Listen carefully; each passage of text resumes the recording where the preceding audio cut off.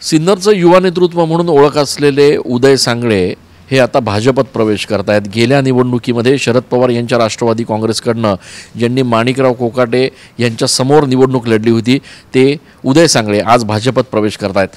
गेल्या वेळेला तुम्ही माणिकराव कोकाटे यांच्या विरोधात निवडणूक लढला होतात, एक चुरशीचा सामना आम्हाला त्या ठिकाणी बघायला मिळाला होता। आता भाजपत तुम्ही प्रवेश करताय, नेमकी काय नाराजी, का बरं असा निर्णय घेताय? नाही, नाराजीचा प्रश्न नाही।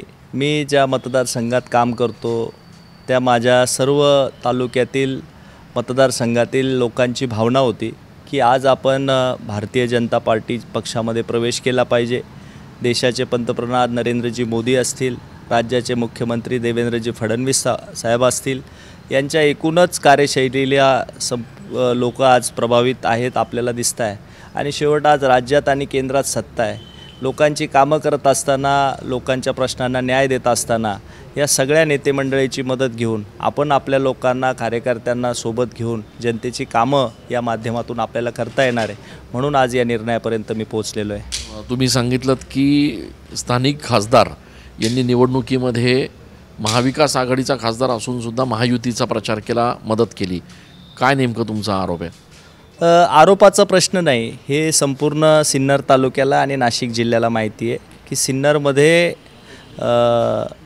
महाविकास आघाडीचे खासदार आणि महायुतीचे आमदार यांच्यात एक अलिखित युती झाली होती आणि त्यांनी दोघांनी एकमेकांना जाहीर ही मान्यता दिली की आम्ही महाआघाडीच्या विकास आघाडीच्या खासदारांनी सांगितलं की ठीक आहे, महायुतीचा मी प्रचार केला।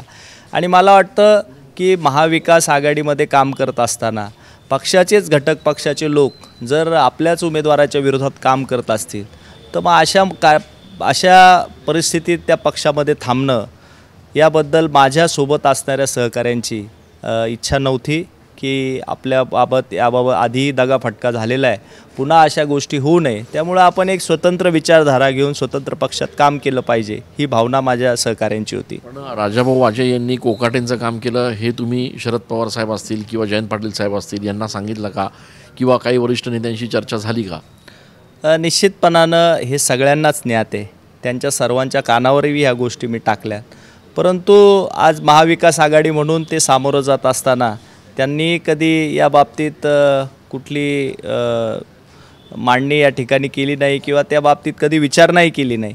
आणि म्हणून मला असं वाटतं की मला अशा परिस्थितीत तिथं काम करणं किंवा माझ्या सहकाऱ्यांना काम करणं हे त्या ठिकाणी पुढं काम करू शकत नाही, कारण सोबत राहूनच जर विरोधात प्रचार करणार असेल तर मग अशा परिस्थितीत आपण काम तरी कसं करणार? खूप खूप धन्यवाद। उदय सांगळे आज भाजपत प्रवेश करतायत। गिरीश महाजन, रवींद्र चव्हाण यांच्या उपस्थितीत उदय सांगळेंचा आज भाजपत प्रवेश होतोय। गेल्या निवडणुकीमध्ये शरद पवार यांच्या राष्ट्रवादीकडून त्यांनी माणिकराव कोकाटे यांच्या विरोधात निवडणूक लढवली होती, मात्र राष्ट्रवादी काँग्रेस पक्षाच्या तिकिटावर निवडणूक लढवत असताना महाविकास आघाडीच्याच काही खासदारांनी, नेत्यांनी महायुतीला मदत केली, असा गंभीर आरोप सांगळे यांनी केला आहे। कॅमेरा पर्सन खुशाल पाटीलसह मी चंदन पूजा अधिकारी, TV9 मराठी।